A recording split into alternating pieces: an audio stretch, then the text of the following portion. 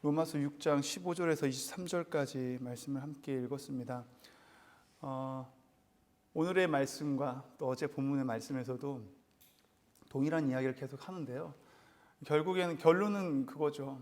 저와 여러분이 잘 알고 있듯이 우리가 예수를 믿으면 은혜를 받았는데, 그래서 우리가 천국에 가고 하나님의 자녀가 되었으니까 이제 남은 인생은 그냥 보증된 거기 때문에 나는 내 멋대로 살아도 된다. 이제는 믿었으니까 나는 천국 간 거고, 그냥 내가 그냥 예수님을 의식하면서, 그래서 또 죄를 지으면 연약하니까 또 죄를 짓는 거지 이러면서 그냥 대충 신앙생활 하는 것을 볼 수가 있어요. 그냥 교회 나가도 되겠어 이런 생각도 하고, 헌금 굳이 내가 힘든데 안 내도 되지 않을까? 이런 자기 생각을 가지고, 그러니까 신앙생활 하는데 너무 자유롭게 하는 거예요. 내가 원하는 대로 육신의 사욕을 따라서, 그냥 내 몸의 지체를 따라서 어저께 말씀 본 것처럼 그렇게 살아도 된다라는 잘못된 신앙관을 가지고 사는 사람들이 많았어요. 그래서 로마 교회에 사도 바울이 이런 편지를 통해서 아니다, 교회 안에도 심판이 있다라는 걸 이야기하는 것입니다. 예수님을 믿었다고 하는데 은혜 아래 거하는 자가 어찌 법 아래에 있을 수 있느냐, 계속 그런 얘기하면서요.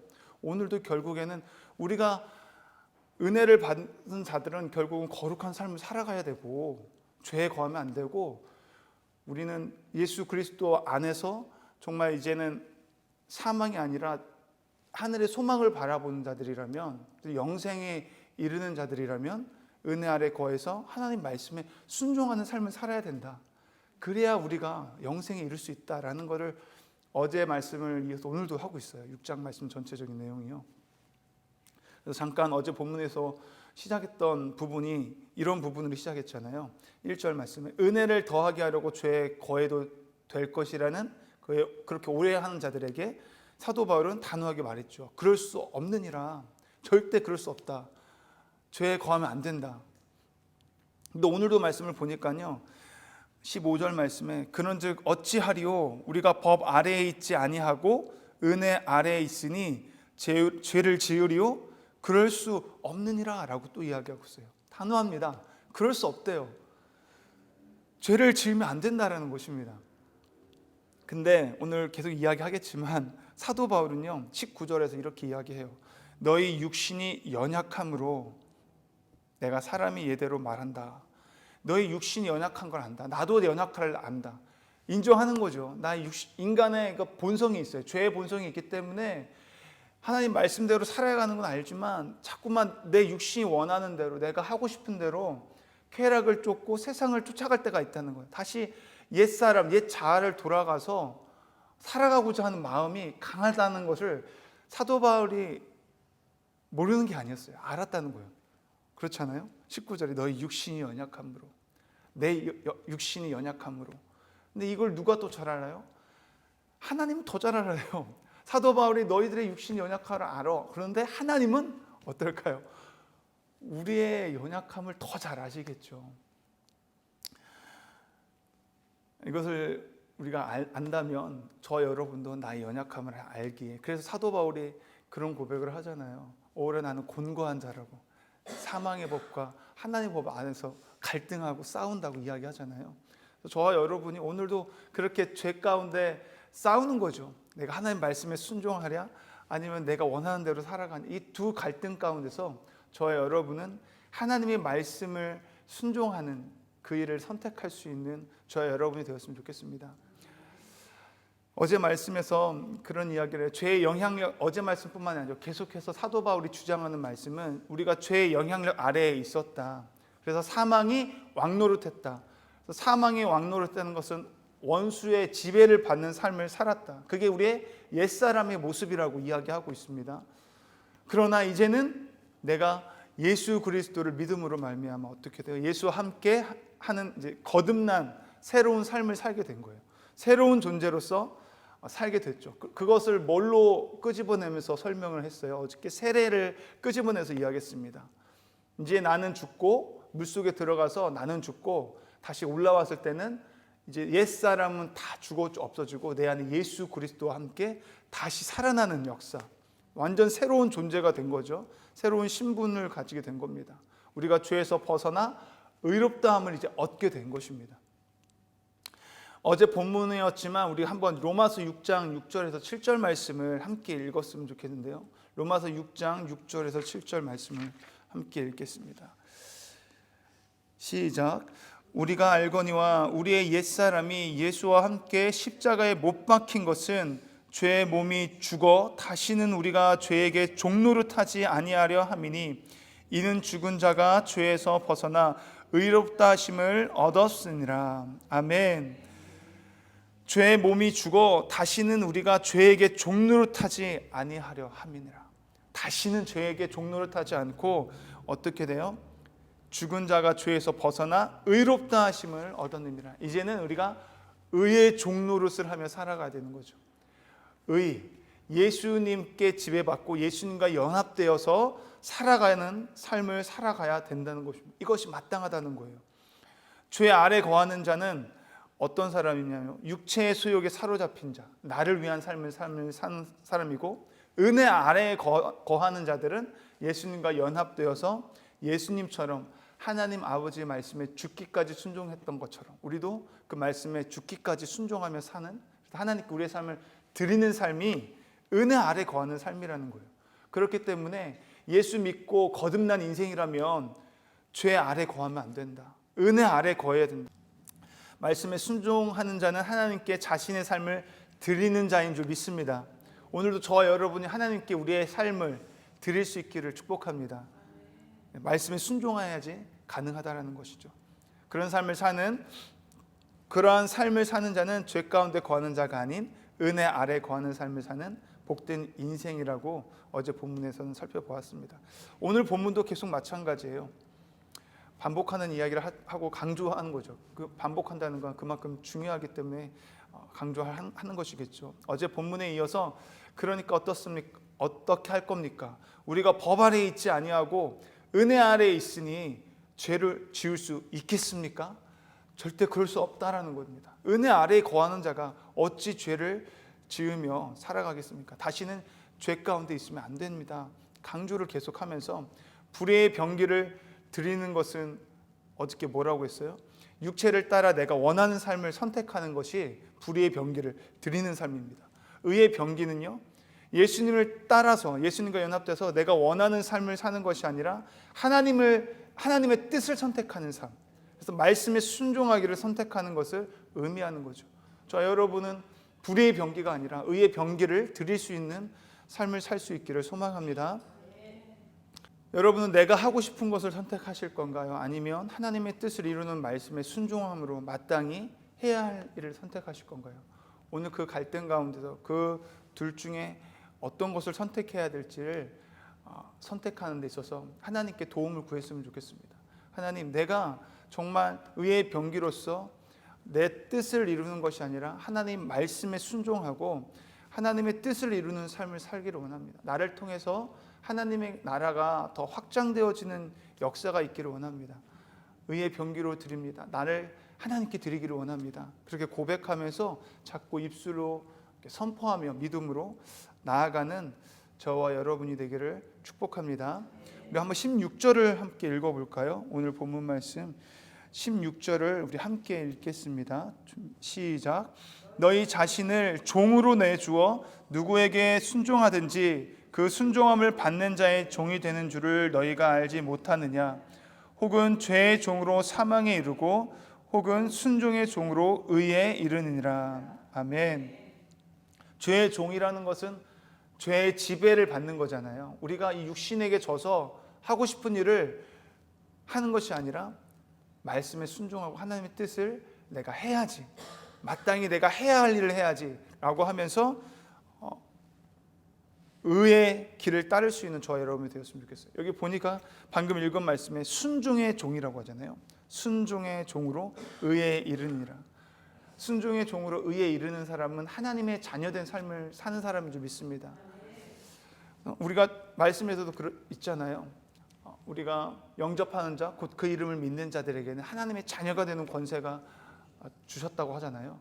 우리가 주님을 영접하고 이제 믿음으로 인해서 하나님의 자녀가 되었습니다. 구별된 거룩한 하나님의 친백성이 된 사람들은 어떠한 삶을 사냐면 순종의 종의 삶을 사는 줄 믿습니다. 의에 이룰 수 있는 저와 여러분이 될 수 있기를 축복합니다. 19절 말씀 이하를 또 보니까요, 우리의 육신이 연약하다는 것을 안다고 해요. 우리의 의지가 부족한 걸 알고 우리의 자아가 유약함을 안다고 해요. 사도 바울이 알고 하나님도 우리의 모습을 압니다. 그런데 은혜 아래 거하는 자는 이 연약한 육신을요, 이 부족한 지체를 의에게 종으로 내어주었기 때문에 거룩한 삶에 이를 수 있다라고 사도 바울은 지금 선포하고 있는 것입니다. 그렇죠? 오늘 말미에 보니까요, 19절 말미에 이제는 너희 지체를 의에게 종으로 내주어 거룩함에 이르니라. 의에게 종으로 내주어 하나님 말씀에 순종함으로 인해서 너희들이 거룩한 삶을 살아가게 될 것이다 라는 거죠. 이 말은 하나님이 계속 하신, 예수님이 그렇게 계속 얘기해요. 내가 거룩하니 너희도 거룩하라. 우리가 마땅히 이 땅을 살아가는데 거룩한 삶을 살아가야 되겠죠. 거룩한 삶은 다른 것이 아니라 의에게 종으로 내주는 삶, 하나님 말씀에 붙들려 살려고 하는 삶, 그 말씀을 붙들고 말씀 안에 거할 때 하나님이 우리에게 순종할 수 있는 힘을 주실 줄 믿습니다. 정말 말씀만 보기만 하면 되는 것 같습니다. 말씀을 안 보니까 우리가 밥을 안 먹으면 허기지고 힘들잖아요. 견딜 수 없고 일을 할 수 없고 짜증이 나잖아요. 화가 나고 육신이기 때문에. 근데 우리 영적으로도 말씀을 공급받아야 해요. 왜 말씀을 자꾸 순종하라고 할까요? 말씀 순종은 내가 말씀대로 살아야지 이렇게 의지로 되는 것이 아니라 말씀을 보잖아요.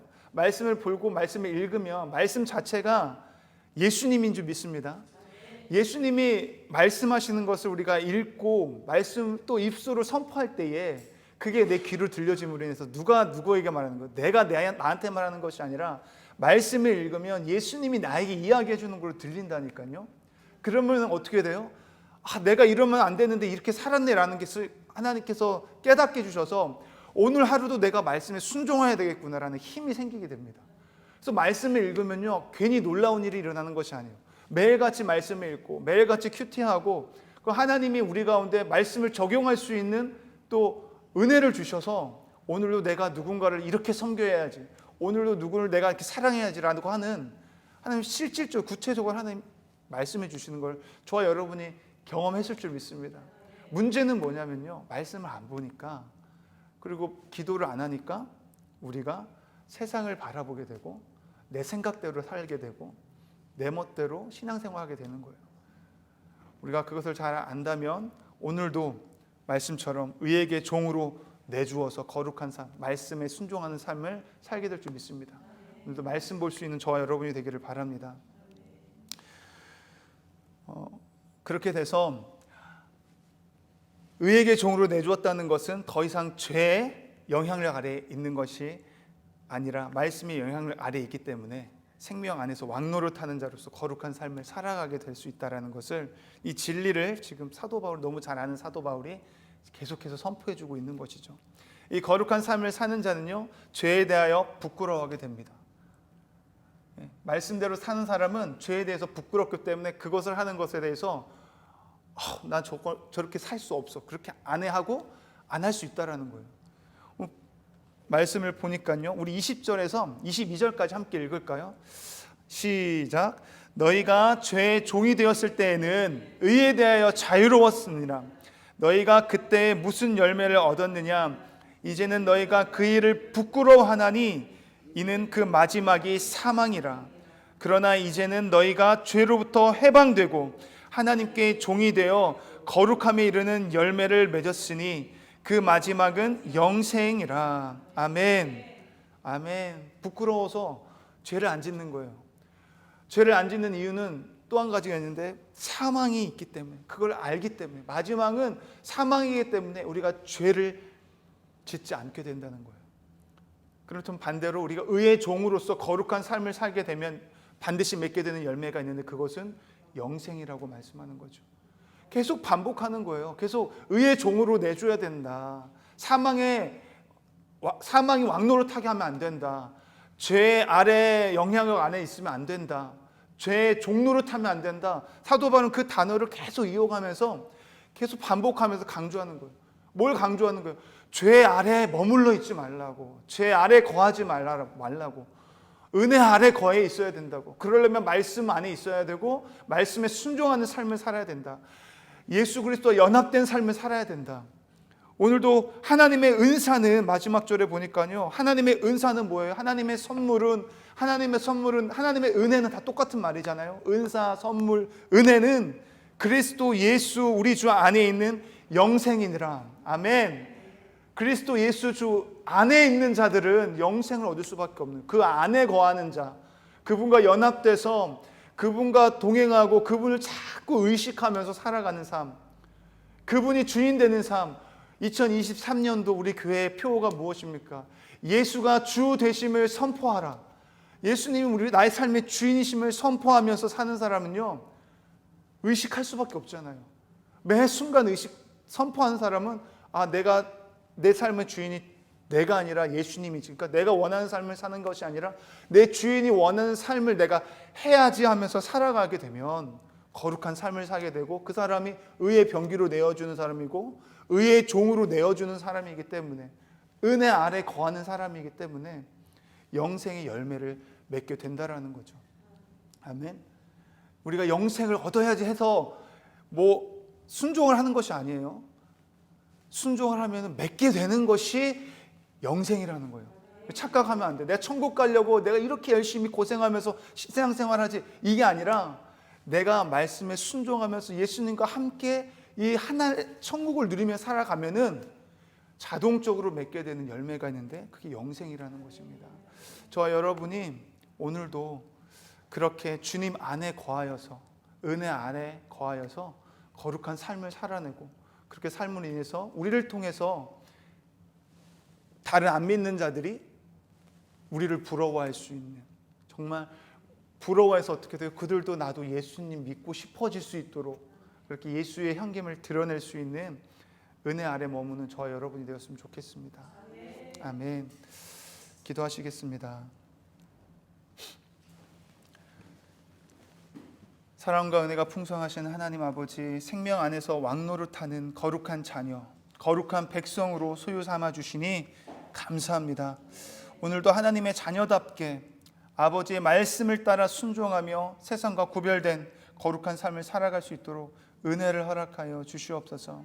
이 땅을 밟고 살아갈 때 성령의 이끄심을 따라 언제나 예수님이 나의 주인 되심이 선포되어지게 하시고, 나로 인해 부흥이 시작되게 하시고 하나님의 나라가 힘있게 세워져 갈 수 있도록 성령님 주장하여 주시옵소서.